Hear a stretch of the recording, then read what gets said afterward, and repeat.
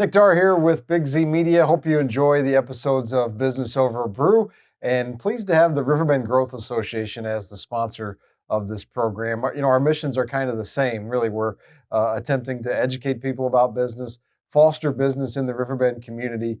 The Big Z has been a member of the Growth Association forever, probably back to our inception as a company almost. We have always been members of the Growth Association, have gotten a lot of benefits from it. There's so many networking opportunities you can take advantage of. I've met so many great people just because I've been a member of the Growth Association and taken advantage of all the events that they have, plus just some of the resources they provide you, the relationships you build, just lots of great reasons to join the Growth Association. They do a lot of great things in the community as well. They highlight a different nonprofit every month.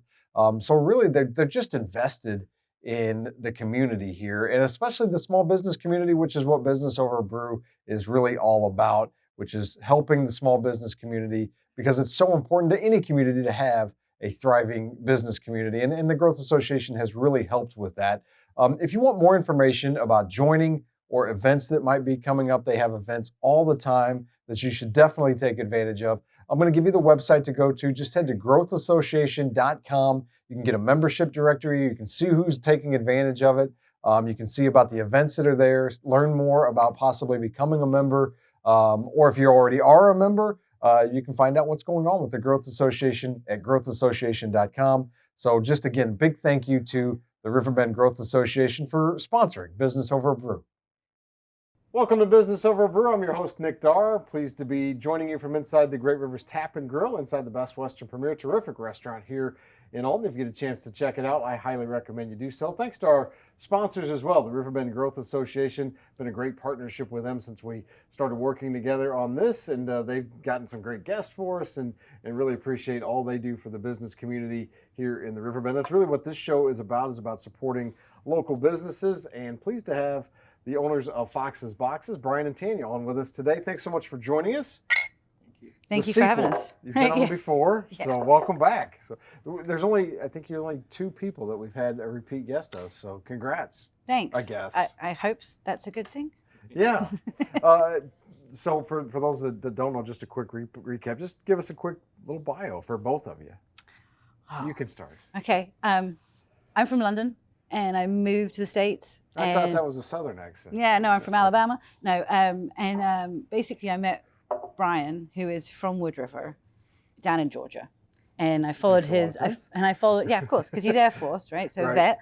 And I followed him to Wood River, and after a few years we realized that we wanted to do something other than work for other people.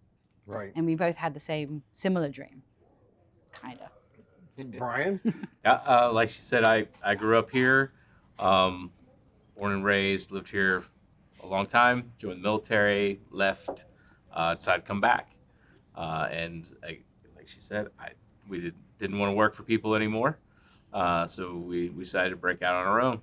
So now that you own your own businesses, it's no work, it's really nice and laid back and easy, right? Sure. It's not 7 days a week, 12, 14-hour days every day. It's just different, though. It's not, I can pick feel and like choose. Work as much? Well, I can pick and choose what I do when I do it. I'm in charge of my own schedule, which is a huge deal for me, right? So it means if I want to get up at 5 and work, I can. If I want to wait till the afternoon, if I want to pick flowers when it's almost dark, I can do that, right? I don't have to do it on anybody else's schedule, which is great. And I can pick my own, I force my own schedule. So if I want to make sure these flowers are available this day, that's on me, right? Sorry, hitting the microphone. Tell us about the progression of the business, because it's really grown a lot, and I know you guys are pretty recently moved into a new location, and it's just continues to grow. Yeah, we've been at it for 10, 12 years now. And then 3 years ago, we decided to go brick and mortar after doing the farmers market, the Alton farmers market for a decade. We still do that. Right. I don't know how. We did a brick and mortar, and during COVID, it was easy to do a to-go situation, which is what we had down in Rosewood Heights.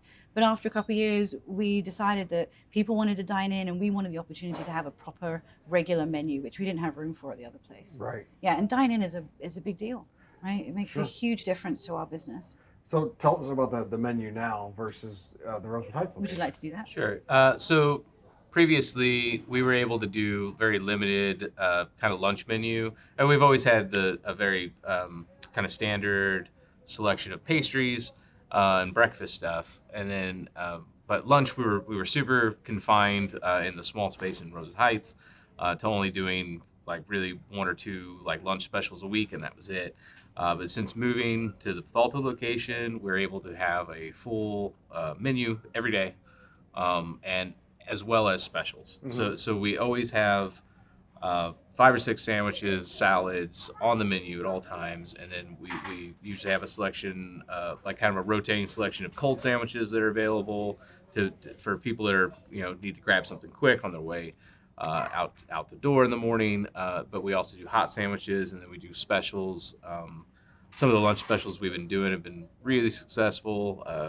We do a candied bacon BLT, which was really popular. We also have some daily specials as well. We do lobster rolls every Friday. On Saturdays, we'll be doing bagel dogs every Saturday. And those we can't just pass that over. What's a bagel dog? So a bagel dog. So we actually use we get some real high quality hot dogs. They're 100% Wagyu beef. They're tasty. Really good hot dog. And then what we do is we wrap those in our bagel dough, Okay. and then they get boiled like you would boil a bagel, Right. and then baked. So it's basically it's a Bagel dog. bagel dog. Bagel dog. It's just Right. it's a hot dog that is wrapped in bagel. I'm probably a little more interested in like nuts and bolts things than most Sure. people are of a business. Where do you come up with the ideas and the concept for these menu items? So we kind of share responsibility. She does a lot more of the desserts, pastry kind of stuff, ideas for that, whereas I do a lot more of the savory stuff, the lunch. I don't like to cook. Yeah. I don't enjoy cooking. Right. Right? I don't like onions and garlic and all that. It's just too But much we fat for also me. have a chef in the back Yeah. who has become a creative force. He comes up Great. with a lot of really interesting ideas, a lot of stuff that we haven't even put on the menu because it's just in development, so we do a lot of just kind of spitball and come up with things.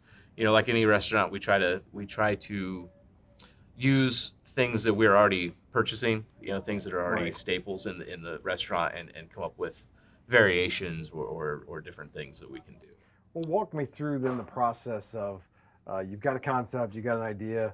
How does it go from that to being on the menu? It's a lot of back and forth. So basically, one of us will go, I'd like to try this. And then we break it down and we figure out whose job is what. So like if he wants to do a specific sandwich, then bread is my department, right? Because we make all of our bread from scratch, right? So we have to figure out if the bread will work. And then if it's something I've never done before, we have to test that. So like the Cuban, we used to do a Cubano, right? We did it last week, it went really well. So I went, okay, let's see if I can make Cuban bread from scratch, authentic. And so Right. we followed that. And then he went, well, I can do all the other stuff that goes with it. He can smoke the pork himself, right? So then it just basically grows into yes, this works. And if it fails, then I refuse to give anything just one attempt, right? Like with my macarons, it took a lot of time to Right.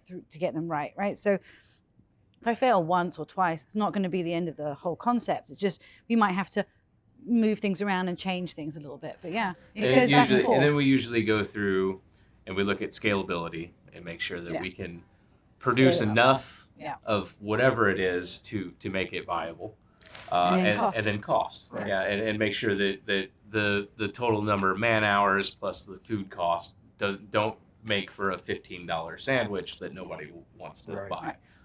Has there been an item that one of you was really excited about and thought this is a winner, and the other was like, I don't think so? Probably lots. I would say the Korean bulgogi, the beef. Like I think it's a really good sandwich, but it doesn't sell that well. Ah. And I just had and I hate to say it, but I had no faith in it from the get go. And it's terrible. And I'm so sorry. I feel bad. It was but a I good didn't. sandwich. But it's a So great you won tasting that sandwich. one, or- It came off the menu now. Like it was a special. It was a Saturday special, and we gave it its chance. And it will come back as a week special, but it Right. is not strong enough, in my opinion, to hold a day. Does that make sense? With lobster roll, that can hold a day, a week, Right. everything, right? Because it's And I guess strong. you can still make yourself one. Yeah. Sure. It's just there's a lot of process with it. Right. Everything has a process, right? There's Yeah. always a steps. It's a little bit like, and I know nothing about this, but I've heard songwriters talk about, you write some songs that are meant to be popular successes, and then there are songs that you write that never get released. They're just from the heart, and but those there's a formula really of, and it's not just about is this a great menu item, right? Right. And it seems like every employee that we have has their own thing that they like to go back in the back and make that's not on the menu, right? They all like to make things off menu, right? And a lot of times they are things that we wouldn't put on the menu because they just wouldn't work for one reason or another. But yeah, I mean, but we also we take ideas from things that people just go in the back and throw together too. Well, that's one small, really not small. It is just one facet of the business, but you guys have grown a lot, and you mentioned employees. Talk a little bit about that because that's always one of the biggest challenges. We were lucky. So before we moved, we already had 3 people to start with that were like a couple of Saturday people, someone that was just a Girl Friday, that would just come and help out or do the market with me so that Brian could stay at the bakery, things like that. And they were really good people that we had time in with them, or they had time in with us. So they progressed into bigger roles, more hours, obviously, because we need more people, more, cover more bases. And we managed to get really lucky with Paul, our chef, our grill cook, whatever you want to call him. He's great in the back, and he loves what he does, right? You can't pay anyone to be passionate about something. They have to already be that way. You also can't necessarily find people with the kind of natural talent. Yeah, so we got really lucky, and a few other people navigated towards us, now navigated away, right? So we're a lot smaller than we were when we first started. Like when we first moved to Bethalto, there was like 7 or 8 of us. Right now there's like 6, which is a lot, but that's because business slowed a little bit because we're no longer fresh and new. Wears off. Yeah, the new wears off like normal, and now we're settling in. Right, sure. So we don't need 8 people. How did the deal for the new location come about? We had to go hunt the landlord down. Sure. Right, and thankfully, because we have a good relationship with Bunkhouse Joe Coffee, they actually know Steve and Barb know our landlord Dwight, and so he actually went, hey, I left him a voicemail with my accent apparently, and got him. He was showing it, giving it to people, going, have you heard this? Listen to this voicemail, and he did it to Barb and Steve, who run Bunkhouse Joe, and they're like, oh, that's Tanya. We know her. They're good people, and we ended up. And he was really good. He basically gave us the opportunity, gave us a chance to decorate and get ourselves ready before we had to start paying for rent, which was thankful. It's funny when deals like that come about. It's usually like the stars align at some point, and a voicemail that. We spent probably 8 months looking for a new location. Right. Yeah. It was a lot of just footwork, and there were a lot of. I didn't think I made a good enough impression on people that when somebody talked about me elsewhere, that it would be, oh yeah, those people are great, right? I thought, you never know what kind of impression you give the world, but apparently I made a good one there. Yeah. Yeah. I think you do. So. Yeah, I try, but there's people that don't like me. It's fine. Who? No, we won't go to that. We don't That's have that kind of time. We'll be here for days. What motivates you guys to succeed in business? Money. Okay. Yeah. Sorry, money. I'd like to pay my bills. I mean, we want to see people happy. Like this, for me, it's the smile on the face when someone tries something and they're like, oh, that tastes really good, or get some flowers and they go, and it makes them smile. Those things, that warms my heart, right? And food is my love language, so I want to feed everyone. But I'd like to pay my bills. Sure, absolutely. Right? So, and I'd like Brian to be happy. Right. And he enjoys farming and he enjoys baking. So if I can make that happen. Perfect, right? Perfect, yeah. Where do you see the business in the next 3 to 5 years going? So succeeding, hopefully. A lot of people want us to expand, but I don't think we can do that. Again, I think we made a promise to each other that we were going to leave it for a few years because it's been constant expansion. It has. We really have. I mean, 12 years of just constantly rolling. Yeah, if it wasn't brick and mortar, it was greenhouses, or it was buying more land, we've just constantly been expanding. And so I'd like to settle for a bit and let the dust settle. It's hard to believe it's been, over a decade.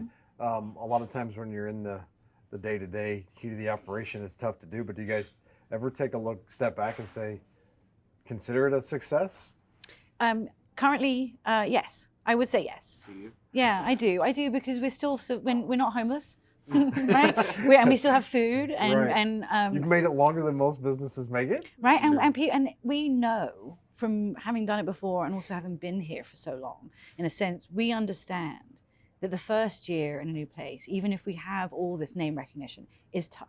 So we know that after this year, next year potentially, I mean, every entrepreneur is perpetually hopeful, right? So I go, maybe after Christmas, people will know who we are and they'll come in more and whatever. But I know that people like Brown Bag Bistro, which do amazingly well now, right, struggled for the first year or two. Sure. So everyone does. So we just have to, keep on swimming. Right.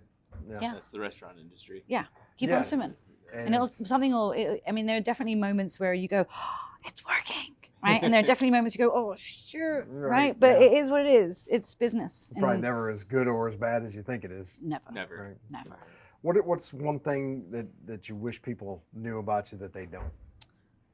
I'm actually a really nice person. No, I'm just kidding. I'm just kidding. No one would have expected that. I think more than anything, what we want people to know is like how much of the stuff is just completely made from scratch, and not only that, like a lot of things, a lot of ingredients come from our farm. Right. You know, so we really do. We don't necessarily market ourselves as farm to table all the time, right? Because we're not everything is not farm to table, but everything that we can produce from our farm and use in the bakery, we do. You know, like I think we probably produced about 600 pounds of blackberries this year.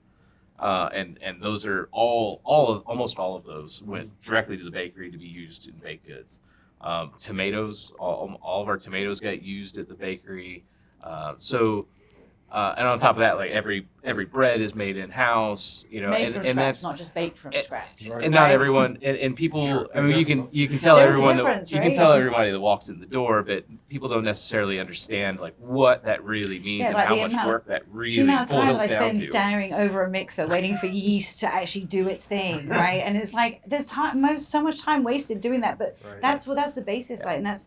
People don't seem to realize that taking something out of the freezer and throwing it into the oven is not making it from scratch. And we know where everything's coming from that we're putting in that food, and we're being careful, right? Yeah, and then there are also there are specials on our menu that literally are 8 months of planning to make it happen, because we have to start in February, starting seeds to have the produce to like make that a chicken special. pesto, the chicken pesto bagel. Like I had to learn how to make bagels. Right, and then he had to grow the basil for the pesto, right, and the tomatoes. Like it's just.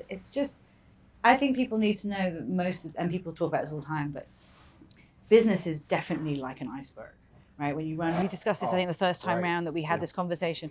It is what people see is just a tip, and the iceberg. And we work 7 days a week, right? Like I said, 12 hours a day sometimes, right? And people don't see that. And they go, well, can I have this? Can't you make this? Why can't you make me cupcakes in 2 days? And I'm like, because I have 400 other orders, right? Like, and it's just, people just don't see that. So that would be the only thing I'd want people to know, is that there is a lot going on under the surface. I think if most people knew how hard business owners or most business owners are trying to accommodate and serve and please their customers and their employees, they maybe would take a step back before, trampling on. You'd hope, right? You'd right, hope. Yeah. Because I think most business owners, certainly the ones that have been on this show, I mean, one common denominator, I think, is just a care for their customers, and they really care about their business, and they, you can't do it as much. Right. You can't own your own business and put that much time and effort in if you don't care about something in it, right? Whether it's the product or whether it's the customer experience. If you don't have passion somewhere, you're not going to get up at 4 or 5 o'clock in the morning and do it after you've done it for 6 months without a vacation, or 3, 5 years, 10 years without a vacation. Sure. My wife and I recently purchased our business together. And before that, she had not been involved in the business, and she still isn't in the day-to-day. I call her a silent partner. Though her opinion matters. Isn't he lucky? But I'm curious, how do you guys approach the relationship side of it with the business? Do not ask us. We have no idea. We have no idea. Like anybody else would. You just every day's different. Some are good, some are bad, some are terrible. So yeah, you just. It's tough. I mean, we've been together 16 years. Right. And we've been in business together for 12. Mm-hmm. Right. And this is the last 2 years is full time for Brian as well. Right. Where before he was still working out like remote, but somewhere for someone else. Right. Right. So it's a little more intense now. Right. I think last time I asked you this question, you said don't do it. You still did it. I said, what's one piece of advice you would give to somebody thinking about getting into business? I think you said don't. Don't do it. Yeah, don't do it. Yeah, no, not unless you have the love or passion for it, because it really is. It's all inclusive, all encompassing. Here's what I think I've learned since the last time. Okay. Is if you're going to start a business, have 3 times as much money as you think you need. Boy, and get a sign. And get a sign. Have money. Yeah. Have money and get a sign. And as long as you've got 3 times as much money as you think you need, get a sign. Because they cost 10 times as much as you think they do. Well, there's an old joke amongst radio station owners that how do you make a small fortune? Well, you start with a large fortune and buy a radio station. Yeah. Same thing. Buy anything. Any business. But that's good. Have some capital built up, you know, because it's going to rain. Yeah. Or maybe not. Yeah. Or maybe not, right? You know, and I mean, you just, no matter how much you have, how much capital you have, it's not enough. Yeah. It's never going to be enough to do what you want to do. You're always going to want to, your ambitions are always going to be bigger than your pocketbook. Yeah. Well, you guys are a great success story. I mean, it's been Thanks. Any business that's made it over 10 years and has served the community the way you guys have, that is a success story. So congratulations on that. Thank you. We can go home and feel like we're successes today. Yeah. Yes. Do that. Yeah. I'm just going to call you tomorrow and remind me every day. All right. Speaking of that, do you guys have a support system outside, mentors that you guys talk to and rely on, or is it just each other? I don't know. I mean, we have friends. We have people that come and go. We have friends that are very open and honest with us that we've had for like 7-8 years. That's good. So, and they're good customers too. Like they've started coming in. I mean, they've been supportive, but they come in. So they give us a lot of their opinion, right, as a customer, so we can see it from the other base. Well, because it's so important. It is, because we know what we think. I keep touching this microphone, but we think we know what we want. Right, when we go into a place, but that doesn't mean that's the same as what you want or that person or the other person, and especially for walking into our place, right? It's a little different because I design the way it looks and I think it's all great, but everybody needs somebody to come in and tell you that your baby's ugly every once in a while. Exactly, and we definitely have one of those. Our union president is one of those, right? Because we're part of a union too, so we decided to be union, women-owned, veteran-owned, immigrant-owned. We're going to cover all the bases. Right, yeah. I think you have some disability for that veteran. I guess I technically a disabled veteran as well. So we covered all the bases. But we're a union, so to keep us in check if we ever get huge. So just wrap up with this. Tell us how people can get a hold of you. How can they get more information about you? How can they come see you? Okay, so we're Foxes-Boxes on Facebook. You can email us at Tanya@foxes-boxes.com. You can call us at 618-251-8081, or you can come see us and eat in with us at 515A North Bellwood in Bethalto. That's right by Hit and Run and across from Bethalto Schnucks. It's the old Emos. No, it's the old Emos. Bethalto location. Perfect. Yeah, old Emos. That's Doesn't look like that. probably the best way. Just come see it.